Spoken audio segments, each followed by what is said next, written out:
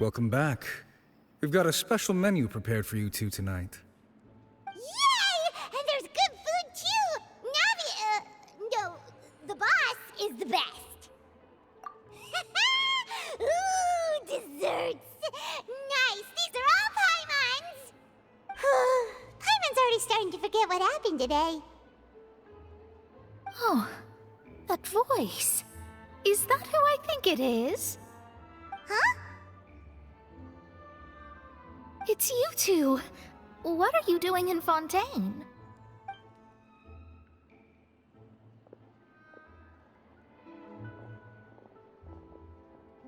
Mona?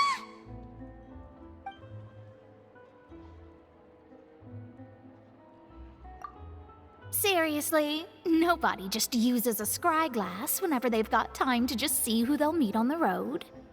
Still, we didn't expect to see you here. Wait, you're not a Fontanian, are you, Mona?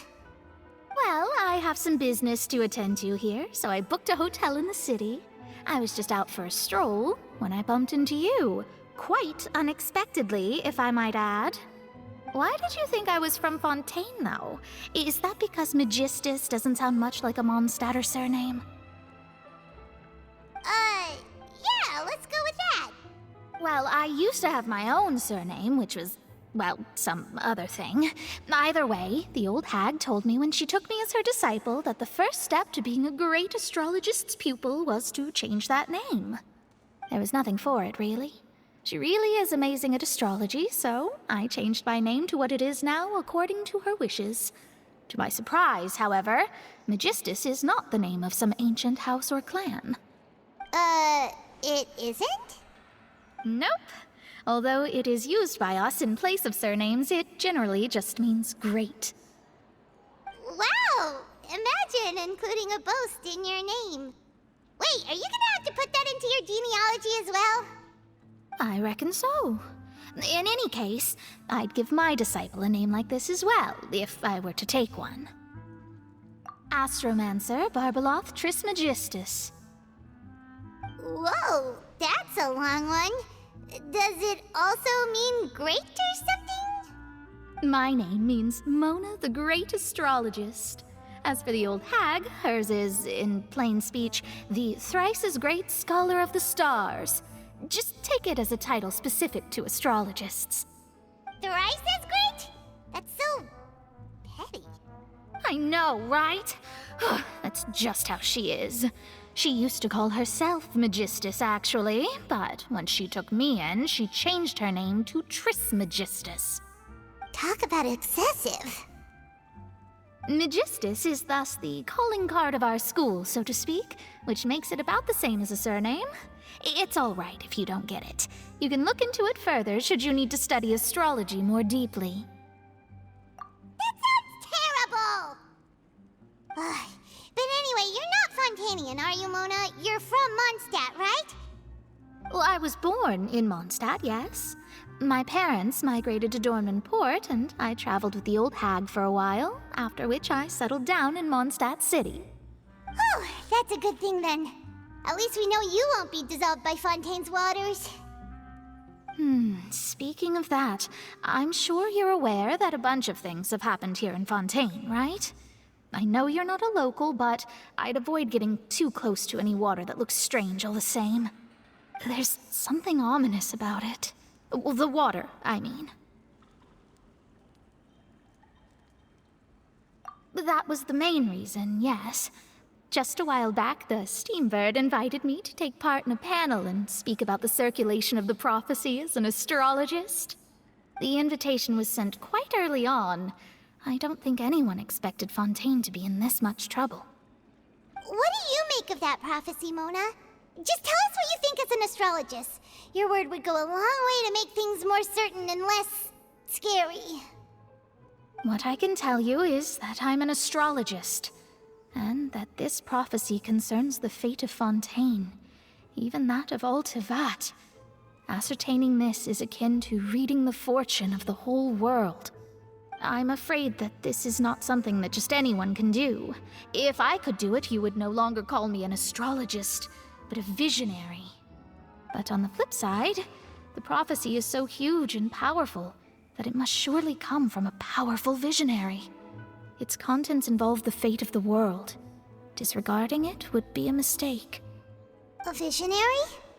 Sounds really powerful and all, but does such a person really exist? Of course.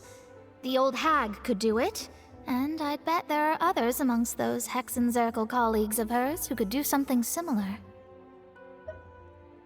Huh? Are you sure? All right, I'll help you. It isn't often that I see you with such a serious look on your face. I'll tell you once I hear back from her. Thanks, Mona! You're amazing as always!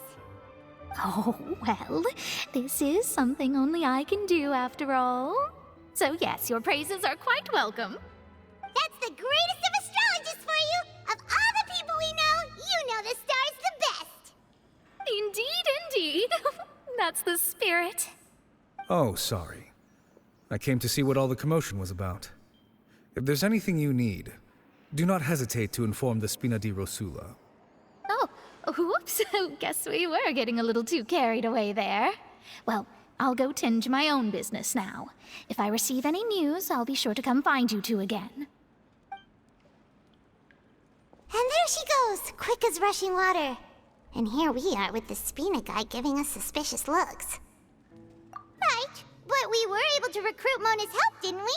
Our Fontanian friends will thank us someday.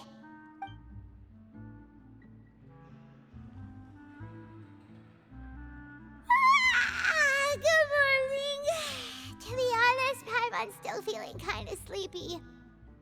But it's time to get up, Traveler. We agreed to go see Neuvillette, so let's pack it up and get going.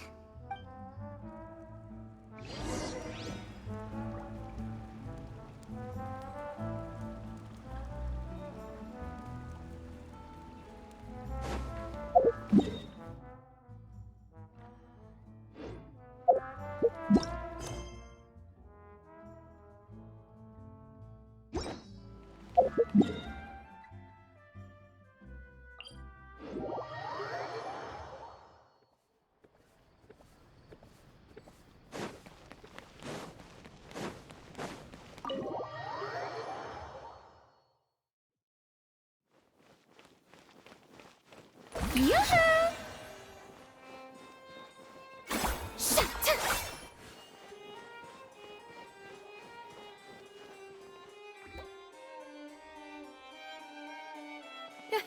You're here!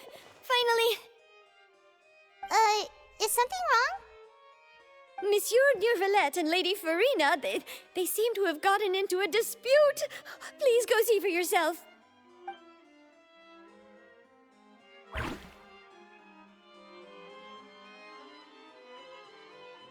Like I said, I've already explained everything! And yet the problem has not been properly solved. There is little space for excuses between us. It is not my intention to offend you, but please, tell me where you stand. You are the Hydro Archon Focalor, are you not? Look at this. This is a list of the victims from the recent Poisson incident.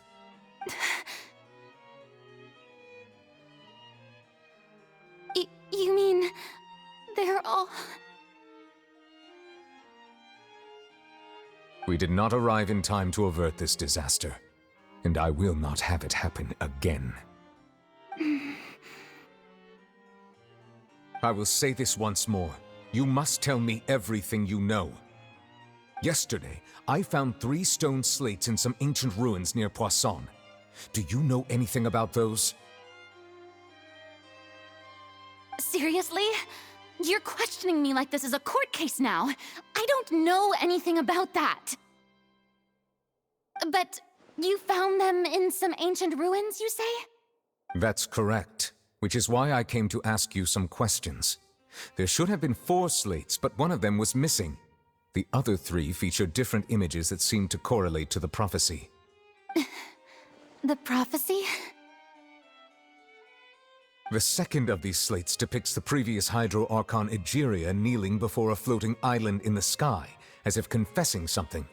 Do you know nothing of this either? I don't. I've never seen such slates. I'll ask you again. Do you really have no information regarding the previous Archon? My deciphering of the slates indicates that the Hydro Archon Egeria once had to confess to or apologize for a certain sin. If anyone would know about it, it should be you. All gods don't have the same secrets, you know. She was herself and I'm me. Is it really so strange that I know nothing? I understand your concerns, but I'm sorry. I just don't have anything to tell you. Forgive me for saying this now, Lady Farina, but I have long known of your various secret investigations into certain matters. There are several indications that you have been investigating the prophecy on the sly.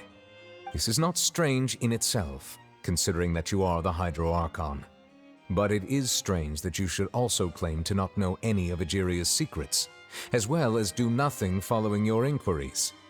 You have never been as superficial as you have presented yourself to be, nor are you a fool. And yet, your behavior is very inconsistent.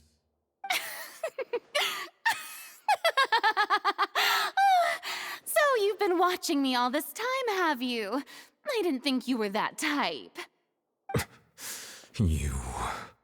Well, since you know about my secret investigations, then you should know I'm actually working to take care of it. There's no point questioning or suspecting me. You're the Eudix, but you're still my subordinate. You should be following my lead. Just trust in me, you're Archon, and do as I say. Never mind whether you can truly convince yourself to or not. It'll all turn out fine. That's all I have to say.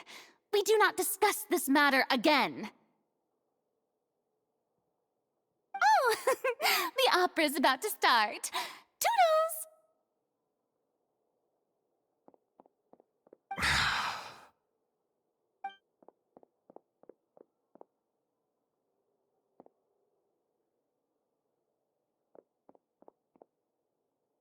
Did Farina not notice us standing by the door?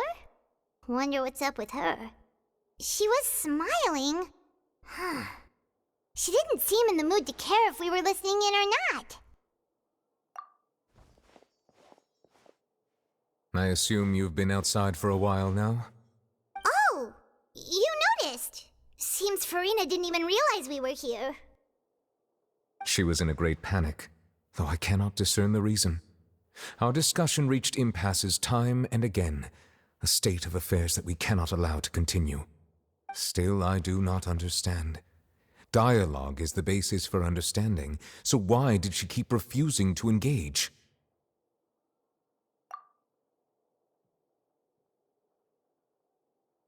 Everyone in her inner circle has noticed that she is hiding some secret. The issue is her attitude. I fear that she will not reveal anything unless absolutely forced to. We may have to create a situation in which she will have no choice but to speak. Oh? Like what? Normally, people will only reveal the truth when standing trial. Perhaps we must have the Hydro Archon experience just such a scenario. But Farina's seen so many trials, and she's really good at dodging questions. How do we make sure that she won't just slip away at the first chance she gets? We will need to consider this thoroughly, join forces with various parties, and then do what we can. If at all possible, I would prefer to recuse myself from this affair, but we must prevent the prophecy from coming to pass. This may be cruel to her, but all Fontaine is in crisis. The information a god possesses is too precious, and so we must take a chance on this. But who will lend us their aid to do such a thing?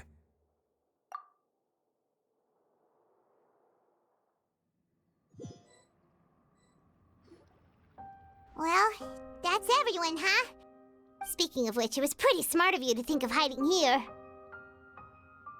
Poisson was just involved in a disaster, so it's presently devoid of people. That naturally makes it the best choice. And here you are drinking tea like it's the most natural thing in the world, huh?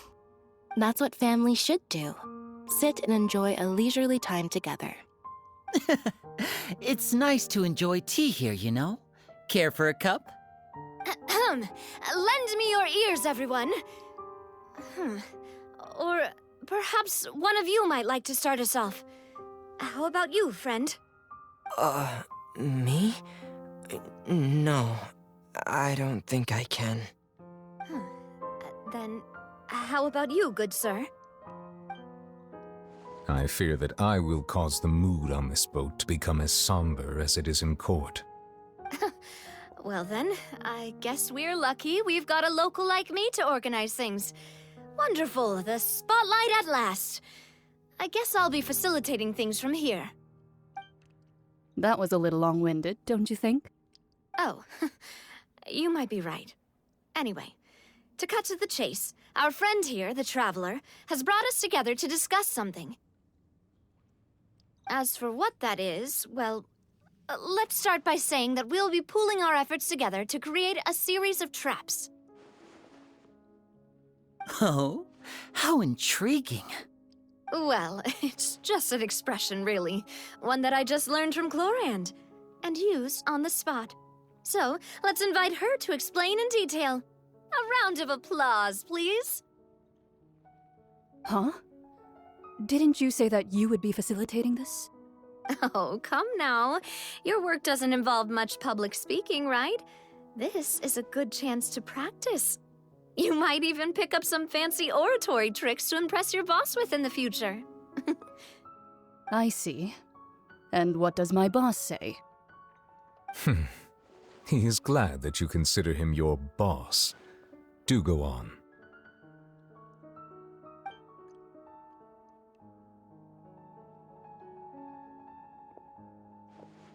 In that case, do any of you have experience hunting? Not that I recall. Fremine and I once used a wooden stick in a basket to catch wild rabbits when we were younger. As for Lynette, oh, right. You were sick that day, weren't you? I've also gone diving to catch some fish before. Does that count? I'm afraid not. You may or may not have heard, but Fontaine once played host to a group known as the Marechaussee Hunters. Though that was their name, they did not hunt animals, but rather various monsters left behind by the ancient dynasty of King Remus. Today, Fontaine's monster population has already thinned greatly, so the hunters have blended back into society, taking up arms in other lines of work. They even left a unique methodology of hunting in their wake. A trap comprises of the following components: bait, a trigger, and a containment device. Sometimes a lethal implement will also be necessary to deal with the prey. So, if we were to build a trap together, right now, what would you choose to build it with? For me, I would prefer something basket-shaped. Pigeons and rabbits will see the bait and naturally enter the snare. Our line of work requires a deft hand, and we're some of the best in the industry, so you can count on our techniques. You used some of those techniques while moving the people of Poisson, didn't you? My subordinates mentioned that you even performed some magic for the bawling children. Yes, and I even managed to gather some intelligence in the meantime. I'm quite the multitasker if I do say so myself. I'm afraid I can't claim that as my strong suit. I prefer more stable methods, like placing bait in the water and waiting for the fish to come within reach. That's the kind of method I would count on. Calm and steady. Exactly the kind of person who would catch loads of fish. And I can be their assistant. With discretion, I'm sure. I'd probably use some sort of mechanical animal. Papa once bought me some small clockwork squirrels, mice, and such. When placed in the forest, they can attract others of their kind. I remember that you liked those too, didn't you? I did. And that would be a good way to go about it. If they're realistic enough, animals of the same kind will follow them all the way to the trap. What about you, Monsieur Neuvillette? I fear I do not have any related experience. That makes sense. You usually solve problems directly, without the use of any such tricks. But I do have one more question for you, monsieur. If we were to create a trap now, how would you design it? I would like for it to be effective, but bring no harm to the prey. A more gentle trap would be ideal. Kind, as always. However, our intention doesn't necessarily change the containment device and the type of implement we need. If we wanted to kill the prey in one strike, we would need a powerful implement. However, that also goes for prey that must be captured and safely contained. Wait, why's that? Only a hunter who's a true expert at subduing their prey can snare it without harming it. The line that divides life and death is often exceedingly thin. So are we going hunting together? Huh. We hadn't thought of seeing ourselves as hunters. It kinda works, but maybe it's still not the best metaphor. If our means of capturing and dealing with our prey is to put them on trial, then the hunting metaphor is actually quite accurate. But we shall require much more courage than any hunter to judge a god, a being whose seat is an exalted throne. Oh, so that's what's going on. Sounds very interesting.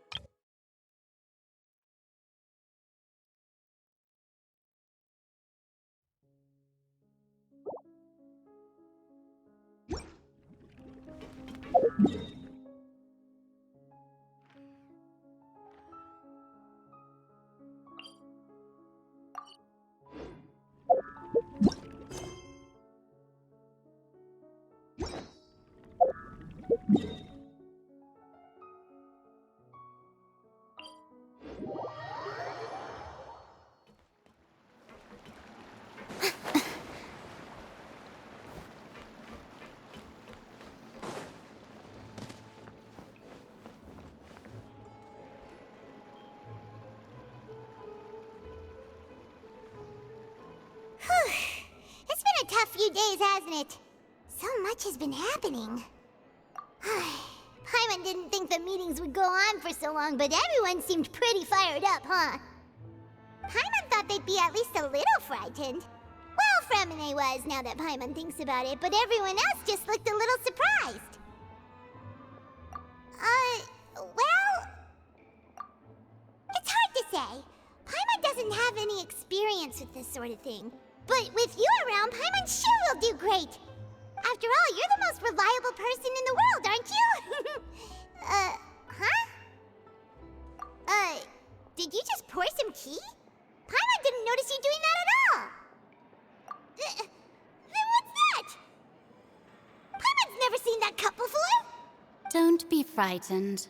I'm just joining you two for tea. I merely refrained from saying anything till now. Who's that voice? But there's no one here. Ah, have you forgotten me already? Wait, you are familiar. You're the voice we heard from the sky in Sumeru. The voice from the sky, I fear that description is wrong. Though, not completely wrong. You're feeling lost now, just as you were feeling previously. I sensed that confusion and thus came to you. Guiding people is an irresistible hobby of mine, after all. Consider me a passerby, just accepting a commission from my friend's disciple on a whim.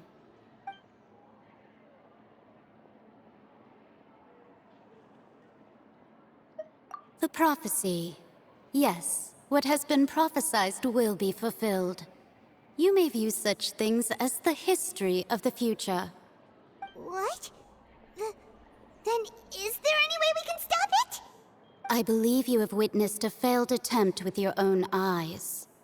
Can everything in Tevat so easily be changed? Ah, so you've caught on. Just as prophecies are usually only the future as seen from the perspectives of the gods, could things be happening in hidden corners where the gods' gaze does not fall? Are the things that you shall see different from the fate that the gods perceive? What is she talking about? It all sounds really impressive and important and stuff, but it also sounds kinda scary. I believe that you understand, right? Some things are insignificant, but others you must reach out to change. Ultimately, fate shall serve as your only guide, no matter what will happen in Tevat's future. All you need to do is to play your part. This was good tea, by the way. Thank you for your hospitality. Well, that'll be all for today. The voice. It's gone.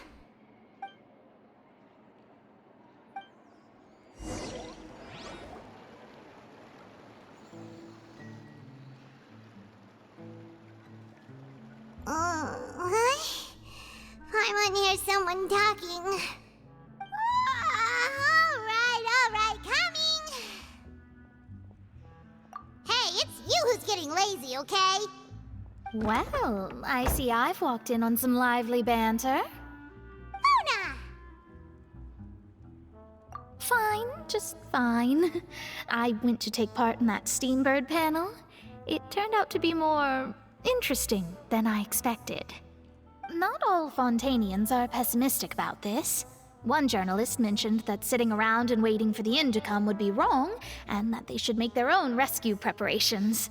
I agreed, so we had a brief chat with her. Did she have pink hair by any chance? Why, yes! It was Charlotte. You remember her, right? That daredevil journalist? I'm in full support of her view. Prophecies are very important, but how can people allow their lives to be commandeered by just a few words? That's right! Paimon's glad to hear something sensible for once. Ah, yes. About what we had discussed before. I did try, but I'm afraid I couldn't reach the old hag.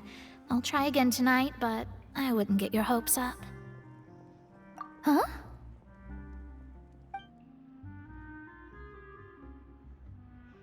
Goodness gracious. Are you serious?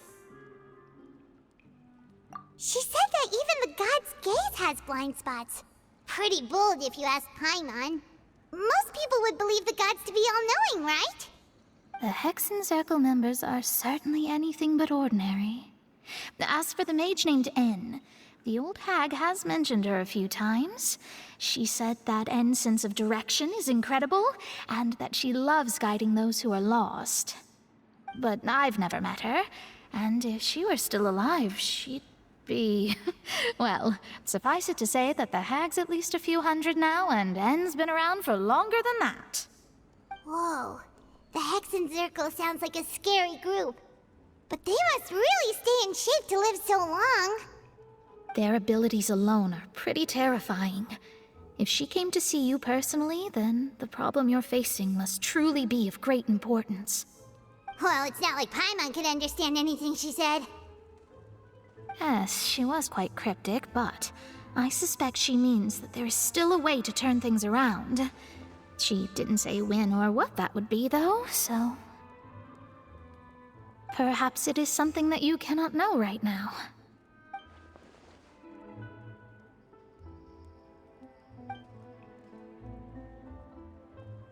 Traveler, Paimon, are you two all right?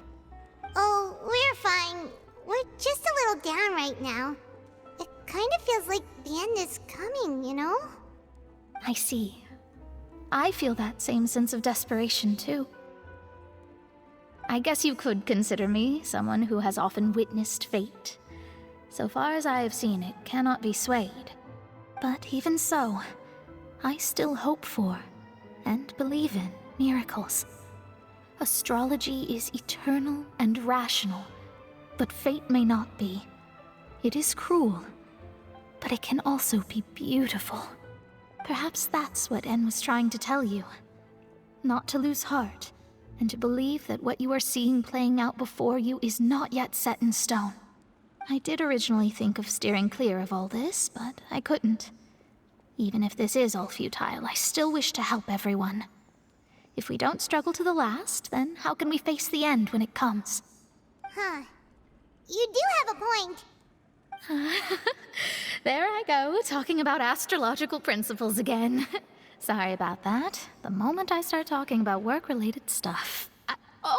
I need to get going. It was worth trying to comfort you, even if only a little. I believe that you'll help those who are struggling in the same way I did. I suppose that might be why we always seem to meet by coincidence. Paimon feels kinda moved by what Mona said. But also kinda sad, too. Hey, Traveler. Paimon suddenly feels like going outside for a walk. Let's go. Let's walk around the city, shall we? There's a few spots we always like to walk by.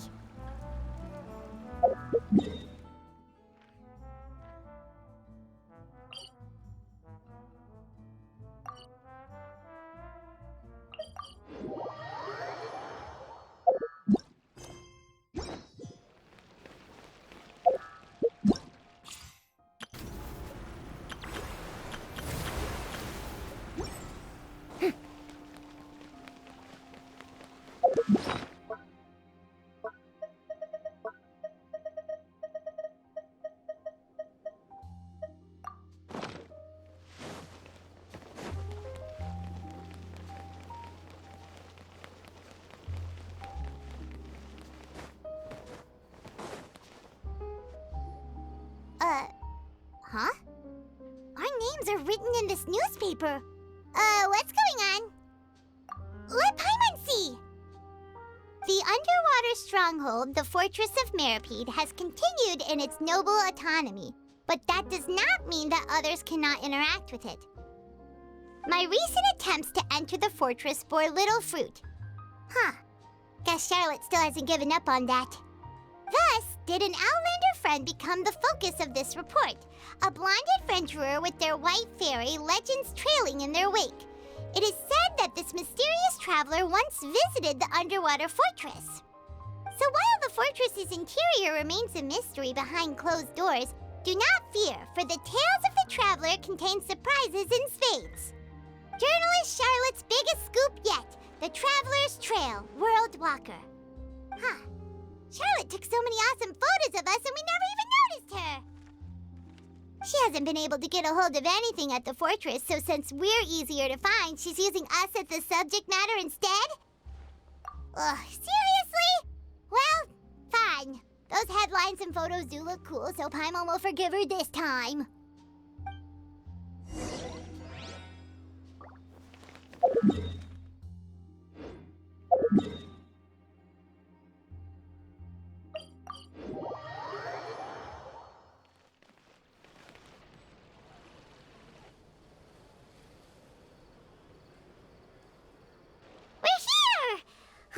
Paimon's hungry.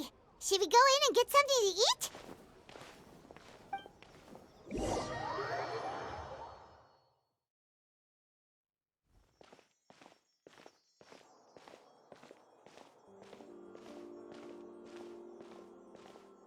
Hey, quick! Look! That's the limited edition only 16 slices a day cake! It was so delicious the last time we tried it!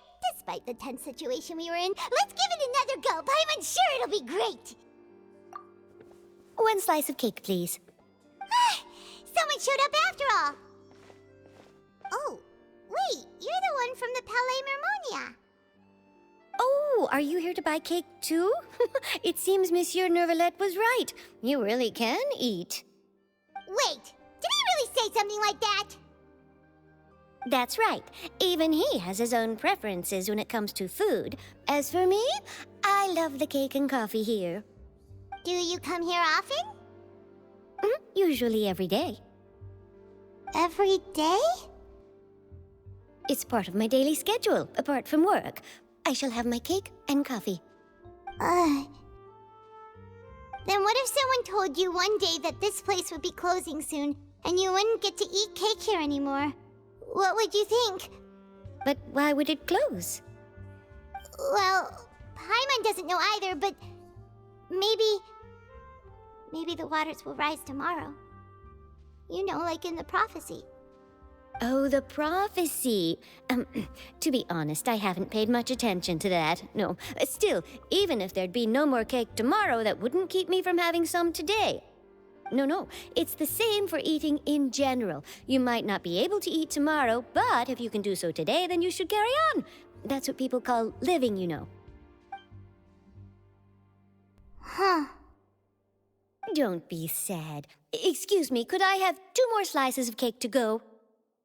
These 2 slices are for you. Sijuin said that this kind of expression you're making is what humans call being sad. Oh, you know Sijuin? I sure do. She was born before me, and she sometimes comes to the surface to teach us things about humans. She said that humans are creatures that are saddened easily, yes, and you can only lift their spirits by feeding them delicious food. So please try the cakes here. I've got something else to do, so I'll be going now. You two try to stay in a good mood after eating, all right? Bye.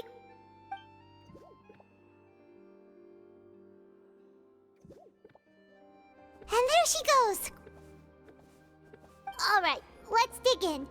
Paimon's sure this cake will be delicious.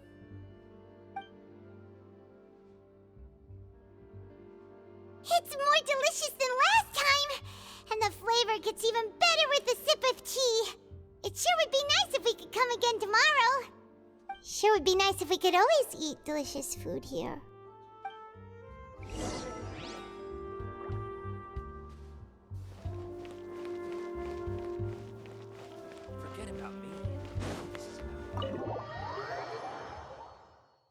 Oh, we're near the Steambird office. Let's go look for Charlotte and have a chat.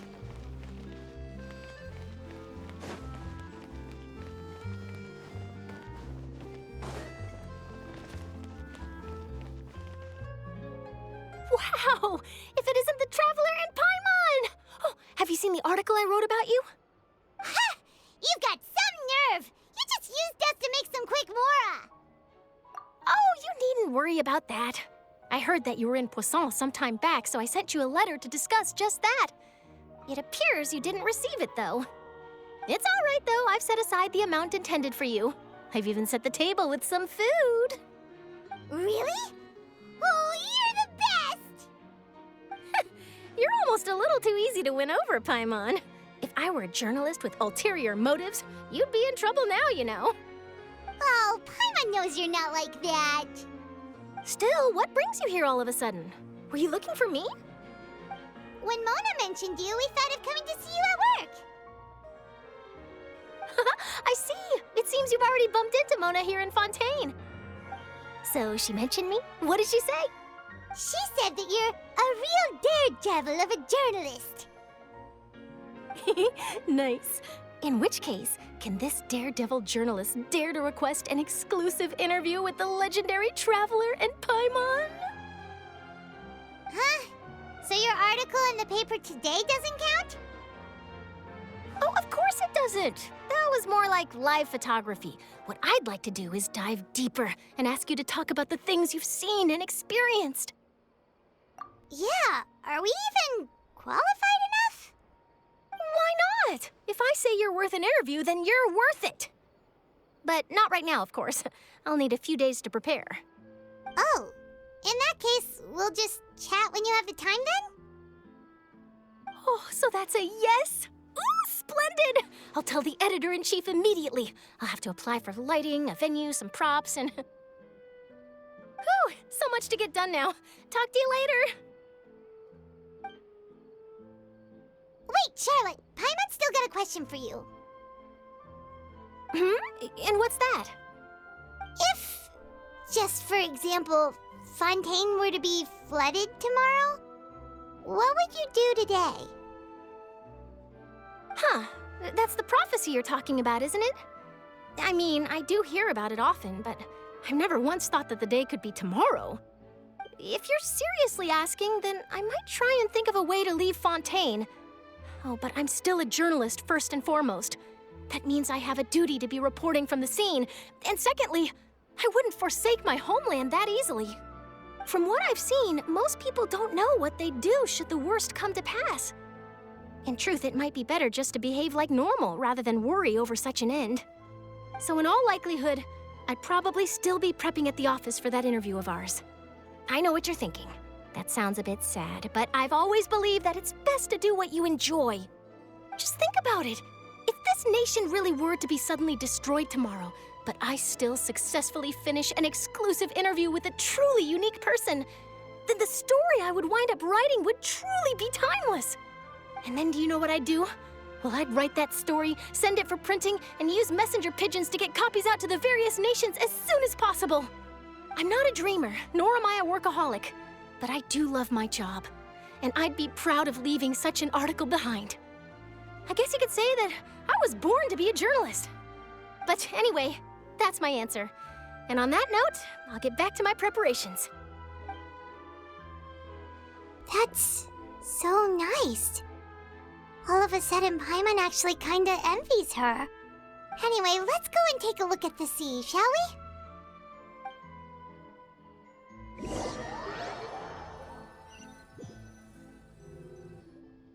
The sea breeze and scenery can be a pretty soothing combo, huh?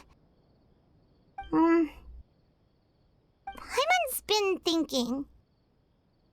If it wasn't Fontaine, but all of Tevat that would be destroyed tomorrow, where would we go and what would we do? No, Paimon should ask, if you could choose, what would you like to do?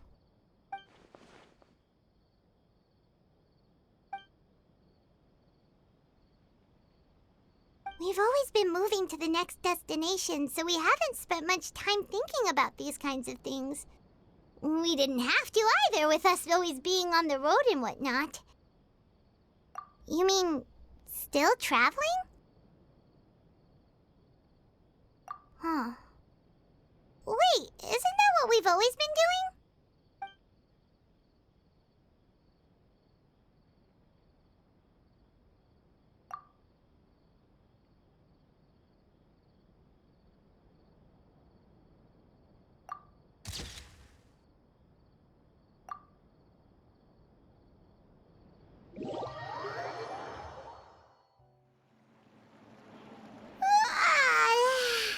Feels like you'll grow mold if you stay here long enough. But it's still better than the Fortress of Meripede, that's for sure. It's not only damp there, but salty too. Ah, so the two of you are still here. Wonderful. Oh, you're from the Palais Mermonia, aren't you? Yes, I'm Isadora. Monsieur Nervillet sent me to look for you two before. I heard that afterward you went to the Fortress of Meripede. Not at all. I'm well aware that you're friends of his. Actually, I'm here to pass along a message from him. Yes, inside the Opera House. The Maréchaussée Phantom has declared the incident a small-scale riot. A riot? Well, that said, I don't personally think it was that serious. Lady Farina was watching a performance at the Opera House, and while she was resting during an intermission, some other audience members suddenly started harassing her, loudly accusing her of doing nothing about the prophecy crisis. And before she could respond, others started to join in. The crowd continued to grow, and protests against the Hydro Archon started to break out. So people have started to put the blame on Farina. Guess they finally found an outlet for the pressure they've been under due to the prophecy. I agree. People will naturally rely on gods, as is customary. But the moment people feel threatened, gods are also the first to be blamed. So what happened after that? Is Farina okay? Seeing that the situation was spiraling out of control and that further argument was pointless, she claimed that she'd gotten tired of this and left in a hurry. The Marechaussee Phantom had their hands full maintaining order and did not catch where Lady Farina had gone. Only when things had stabilized did we realize that she had gone missing. So, you mean she's still missing? That's right. The Marechaussee has dispatched many people to search for her, but we don't have any leads yet. That said, I don't think there's much to worry about. She is a god after all.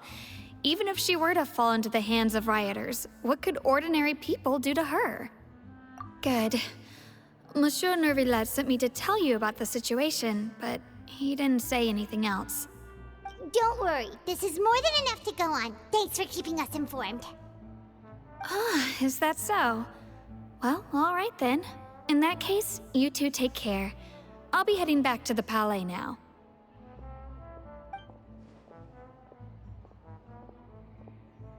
Well, sounds like we should hurry over to Poisson then. If we know Farina, she won't try to fix things in this situation. Instead, she'll look for a place to wait out the heat. And, as we also know, she may be loud and dramatic, but she doesn't have a heart of stone. When Nervillet was talking to her in the Palais Mermonia, and she heard about Poisson, she couldn't hide her sadness and remorse. It would be hard for her to ignore being accused by the public today. Paimon thinks Farina's probably taken the opportunity to slip away to Poisson and try to relieve the sense of guilt that she's feeling. Huh! Well, what do you think? Paimon knows the answer, of course, but Paimon can do the analysis to back it up, too. Cool, huh? In that case, there's not a moment to lose. Poisson, here we come!